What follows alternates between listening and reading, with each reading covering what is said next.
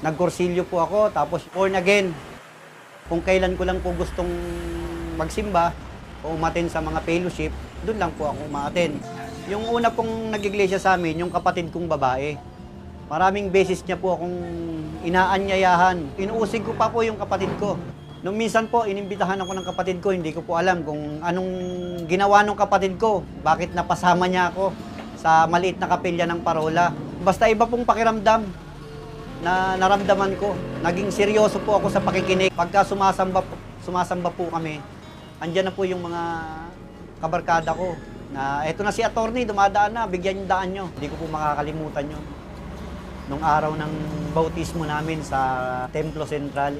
July 20, 2002. Yung pamilya ko po, naging maayos na yung pagsasama namin. Buong pamilya kami na masayang naglilingkod sa Diyos. Kaya salamat din po. Salamat po talaga ng marami dahil may nagtiyaga po sa akin na maakay kami sa Iglesia ni Cristo. Lahat ng mga taga Maynila, maging sa mga motorista, hindi lamang po sana tayo sa batas trapiko sumunod, kundi pakinggan din po natin ang panawagan ng ating Panginoong Hesukristo.